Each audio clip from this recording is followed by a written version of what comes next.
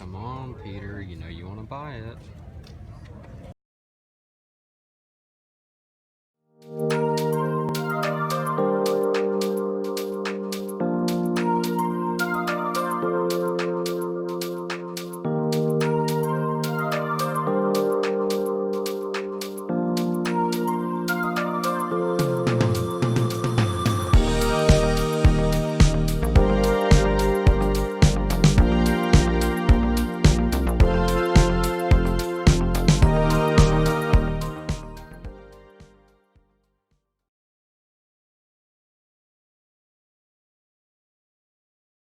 And we're back to the Germans.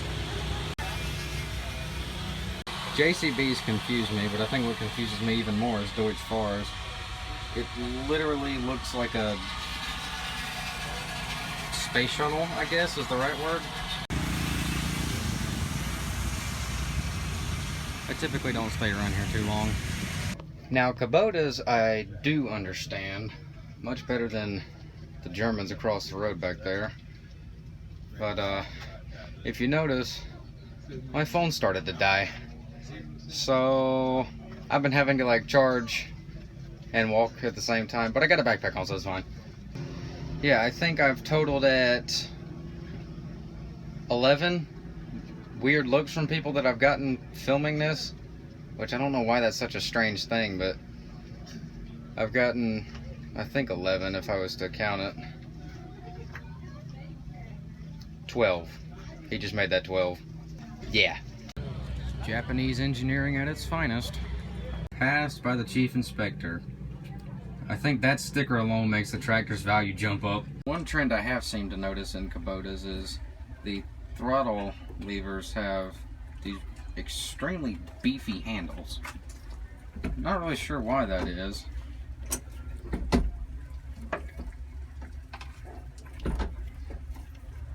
And then you have a throttle slider here, which I can feel it in my toes, connected to the pedal down there. So in which case I'm not entirely sure what that's supposed to do. If you have a foot throttle, which you can also run from here. Somebody tell me about that. If you know what those are supposed to do, let me know in the comments. Okay, I have tried to set the camera up on the dashboard of this tractor. I don't know how well it's going to sit there, but it seems to be okay at the moment, so I'll try not to move anything too much. Okay, so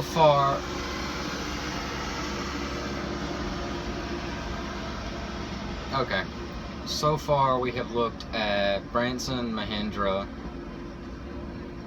Deutsch Fahr, Kubota, and I've looked around John Deere probably as much as I can. I'll probably come back later in the afternoon, probably not filming, but I'll just look around at some other stuff anyway. So what's left on the list? Let's see. First, oh, maybe not first, but we have New Holland case, the Amadas peanut equipment. We'll probably go take a look at that. Agco, which is Challenger, Massey Ferguson, and I haven't ever seen any Fendt here, but we've got Deutsch Fahr and a JCB Fast Track showed up, so it wouldn't totally surprise me if they had some. Based on past experience, I'm just gonna take a guess and say they won't, but yeah, that's kind of the plan. There's also some Krone equipment over that way, and yeah, so we're far from finished. So we will continue working around. The weather has gotten not much better. It's not raining right this second, but everything's still wet and it's very low overcast. But it's not as hot as it could be, so I think that kind of balances it out. Land Pride. I wonder if they have one called Sea Pride. I knew Kubota made small tractors, but I don't think I've ever seen one this big. I swear that has to be the biggest Kubota I've ever seen. So I climbed up in the biggest Kubota here and was looking at the cab. Everything over there looks quite a lot more digital than some of the smaller ones. And somebody has left their bag, but I won't mess with that. I can't say I ever expected to find this. That was probably the last thing I would ever expect to find here. Just because you don't ever see them around here. That's why. I'm kind of at that area where all the odds and ends of brands come together.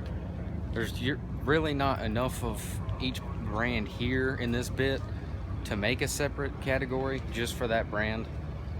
So they've kind of all collected here, and I think it's all from one dealership, but I'm not positive. And a lot of it looks like European equipment that you don't normally see here, because there's, well, obviously the ASW trailer you saw a second ago. There's some Krone stuff on that end, a versatile tractor, some Lemken groundbreaking equipment. There's a Landau here. There's some Sunflower branded equipment. So it's kind of the hodgepodge where all the European unsectionalized stuff ends up, I guess. I don't know. Not exactly sure how to explain that to you. If you saw it here, you'd get it. Always cool to see FS equipment in real life, but you don't realize how big it is half the time. Just noticed in this Deutsch Fahr, you can pick the armrest up, and it's a whole nother thing of switches. And the key, so I could crank it up and drive away if I wanted.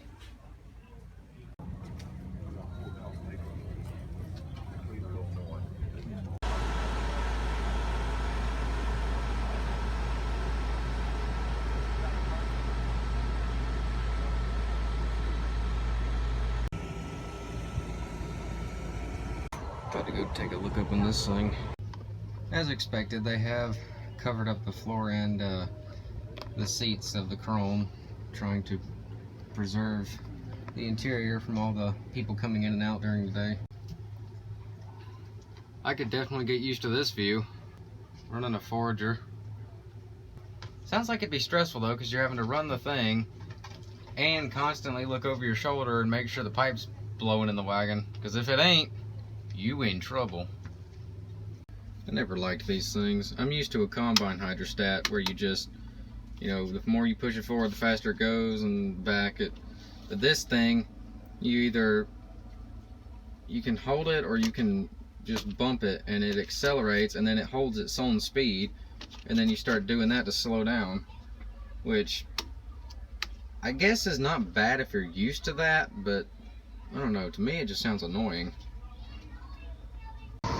Krone Big M 420 mower. Probably, I think, qualifies for the world's biggest lawnmower. So this is pretty nifty here. What they've done is they've made a thing where you can raise and lower each cutter unit independently.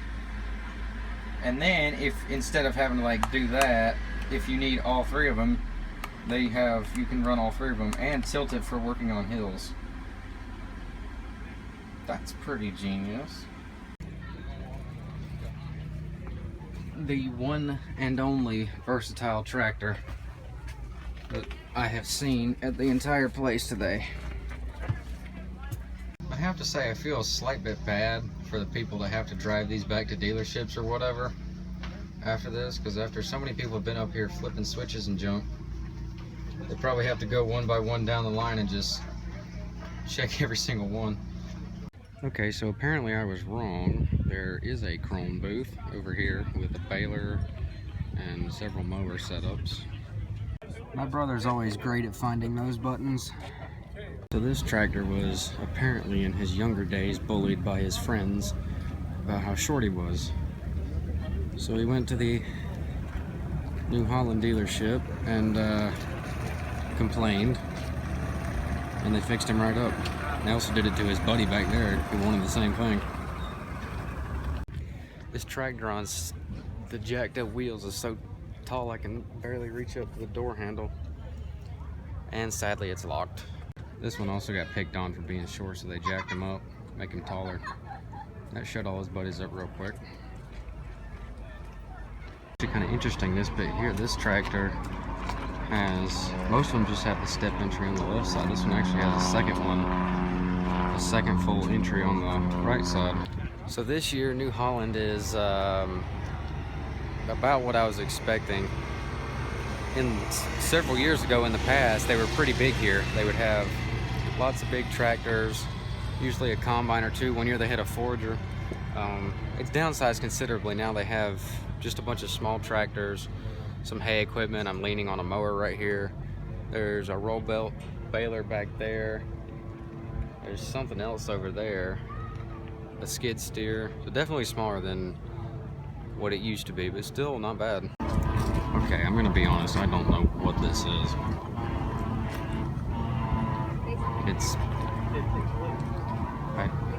I really don't know. I just don't know. It's called the roller bar. I'm not really certain what that means or what it does, but I'll have to ask somebody.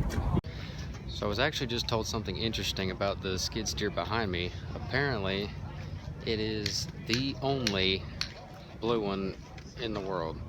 New Holland makes skid steers, but they're always yellow. This one apparently is the only blue one in the world. And they're having a giveaway for it.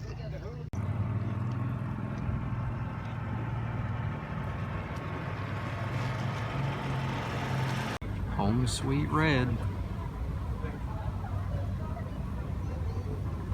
Alright, so as you can probably tell, we're now over at my favorite booth of the bunch, Case IH booth. And I just hopped in a 250 Magnum with a tiller behind me. Taking a look inside here. There's nothing in the world that smells like a new Case tractor. Nothing else in the world smells like that.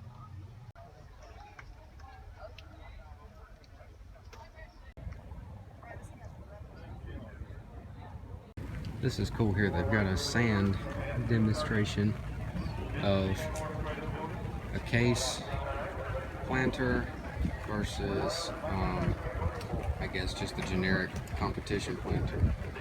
They've got the two different sand blocks here to show you the difference and how they both perform. Okay, so this 380 Magnum that is sitting out front of the Case IH booth is, if I'm not mistaken, brand new. So I figured I'd climb up in here and take a look at what all has changed from the previous Magnums, like the one you saw a second ago, to this one. The first noticeable thing is just the cab itself. It feels huge. And I know I've been saying that about every big piece of equipment I climbed in today, but it feels huge. Now I will show you, the panel itself has chrome lining around it. I don't recall that being in the older ones. It has the 3D Case emblem on the side. This handle, I think they redesigned. I'm not 100% certain. The throttle pedal down here is now in a module on the floor instead of being rigged into the front. The entire panel over here has been changed. The new screen there, and literally everything, new PTO switch, new control handle, I mean everything looks like a spaceship in here. That's the biggest cab difference from this new Magnum as compared to one of the older ones.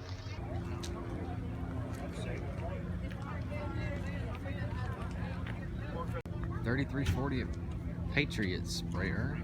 Okay, I let some little kids go ahead of me so they wouldn't have to wait for me to film, but I hopped up here in the Patriot sprayer and I wanted to show you.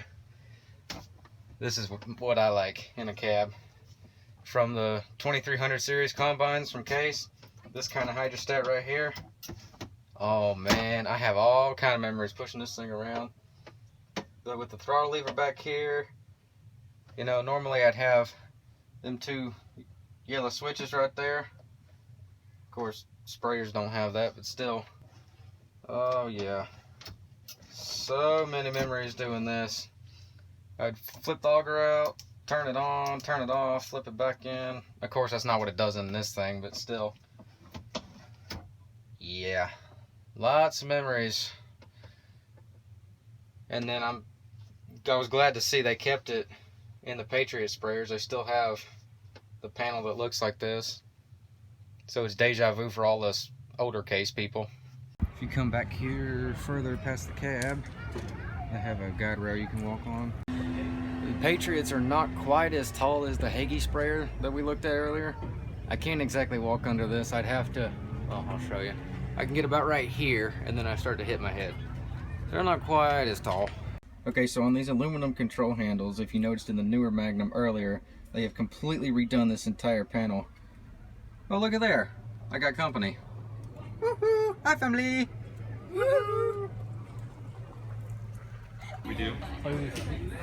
Okay, so the other side of case, basically this year is all the smaller tractors over here, baling equipment, and then you go back this way, you get to the bigger Magnums, tillage equipment, and the sprayer. No combines, sadly, but that's been the case for several years, so. I see you.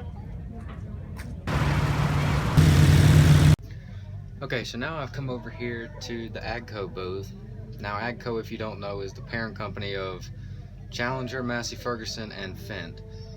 And I don't see any Fendt equipment, and I actually don't see any Challengers, but they may be on that side of the silo. I don't know, I'll have to go look. Right now I'm in the Massey Ferguson though, taking a look, and these also have their own unique smell. There's nothing that smells like a Massey Ferguson.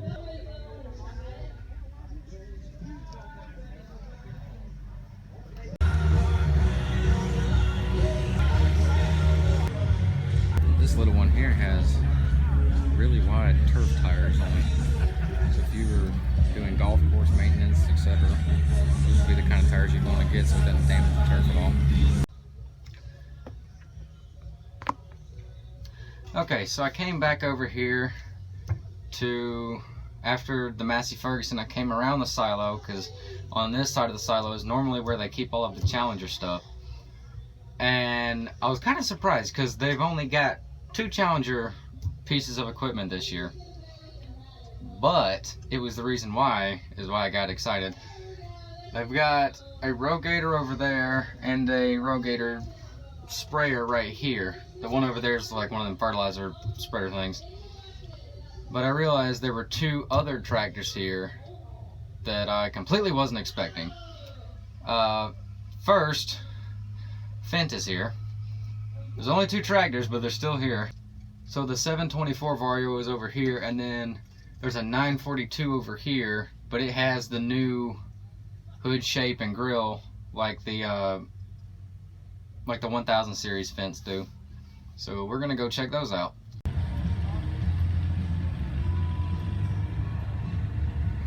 I was in luck. The Fendt 942 was unlocked. It's my very first time sitting in a Fendt. There was somebody in the 700 over there, so I had to do this one first, which is perfectly fine. Get this down. What the heck does that do? I'm not sure. Wow. I've been wanting to see one of these in real life for a while, but Fendts are just, where I live, they're just not around here much. They're pretty much non-existent here.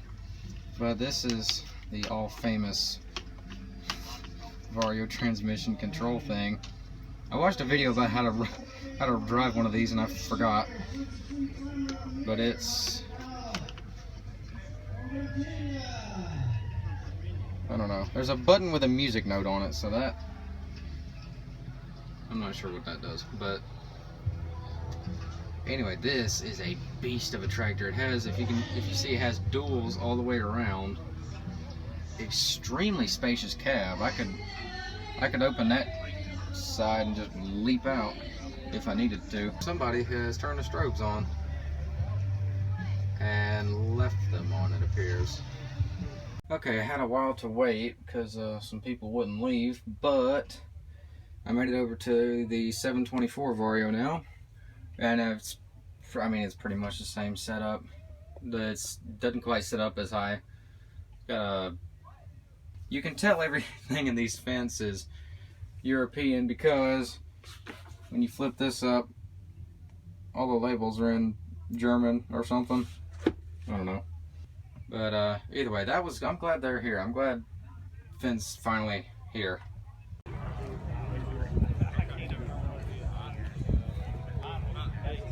That's cute. They got a little two-wheel drive one. So I was told that Klaus is here somewhere, which they normally are in small numbers, but they're not where they normally are. But I know they're here because I've heard people talking about it. So I'm going to go hunt around and see if I can figure out where Klaus is, because I honestly don't know.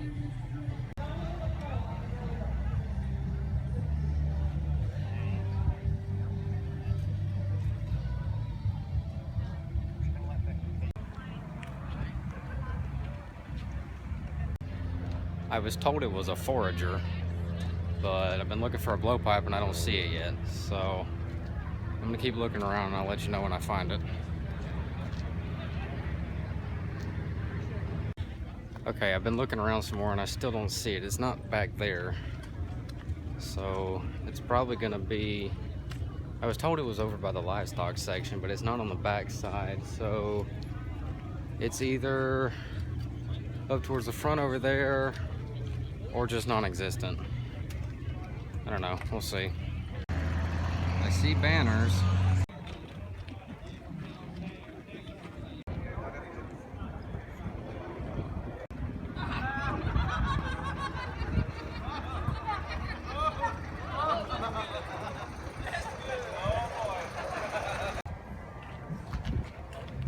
I'm ready to get exercise.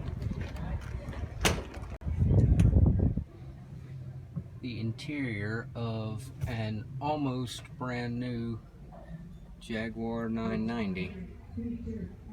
So, if you hadn't figured it out, after walking all over creation, I finally found the Klaus place.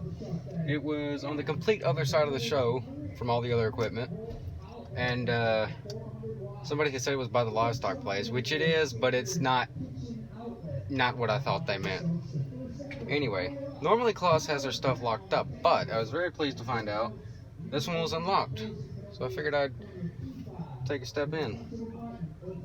And of course, my first thought is, it looks like a spaceship.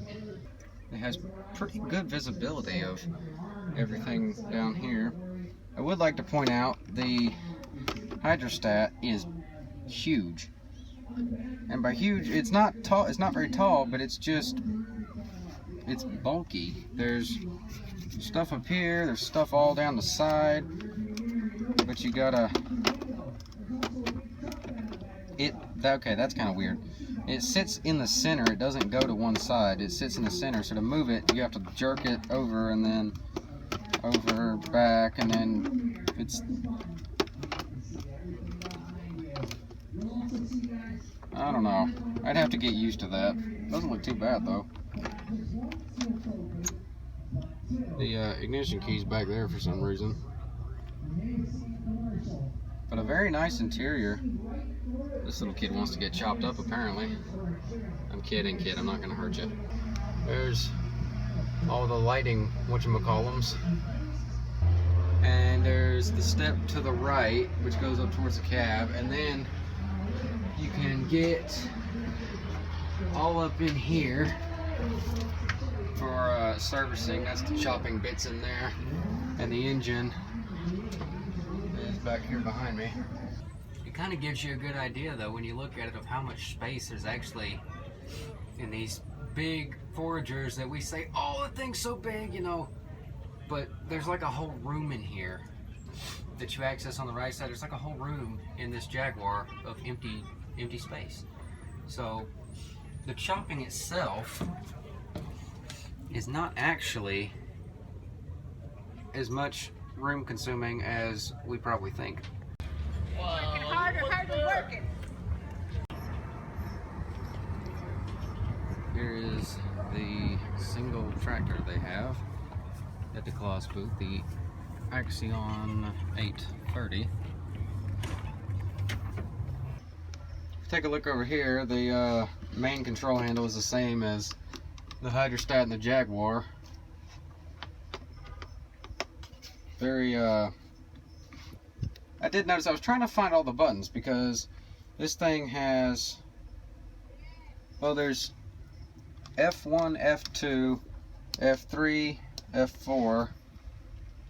I don't know where 6, 5, and 6 are, but then it's F7, 8, 9, 10.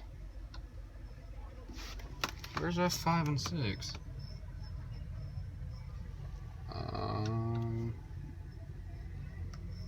Is it back here? No, I don't know what that does. I don't know. We may be missing some, or either I'm just too stupid to know where it is. Probably the latter.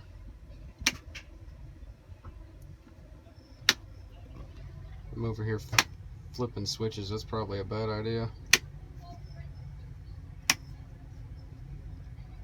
Turn the hazards on. Hey, look, it worked. Yeah, okay, I'm just gonna turn all that off. So I don't know what it does. There's some other thing, yeah. Well, yeah, what I'm starting to notice by doing these Expo vlogs is I'm really kind of under-knowledged for this kind of thing, if you get what I'm saying. Because like half the time I don't even know what to tell you guys about something. Like, it's cool, it's like I see it there, I show you around, it's cool, but I don't know what to tell you about it because I really don't know much about it, a lot of this stuff. That's why I want them to have a case combine, because I know I'm a brainiac about case combines. I could show you that. But yeah, Cub Cadet, if you're in need of a lawnmower. Well, the weather's getting worse. The wind's picking up. I think rain's coming in for tonight. Okay, so I came back over to John Deere because there was a lot of equipment that I just hadn't looked at yet. So I made a trip back by.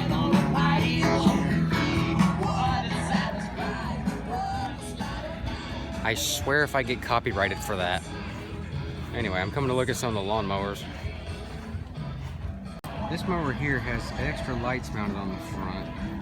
Some other fancy stuff, but the one thing I want to point out is the back wheels also turn, 4x4 steer as they call it.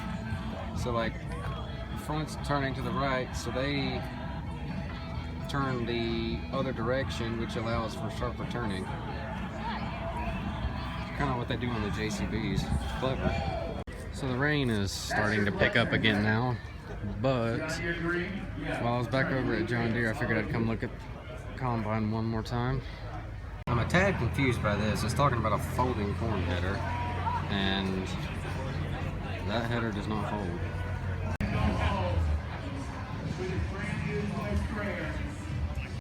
Okay guys, so this is going to be probably a shorter outro than I was expecting to do, but the rain has picked up considerably. I'm back over at John Deere. I was having a conversation with the combine guy about that versus case, etc. He seemed a little nervous, so I didn't want to try putting a camera in his face, but according to my dad, just called me and said there's red and yellow on the radar headed this way in a few minutes, so I need to begin making my way back to the entrance. The show closes soon anyway, so I gotta go back to school tomorrow, sadly. But I would say it's been a pretty good day. We've seen a lot of equipment I wasn't expecting to see. We've seen a very good show here today. So I enjoyed it. I hope you did. And yeah, that's all I got for this time. Thank you guys for watching, and till next time, take care, everybody.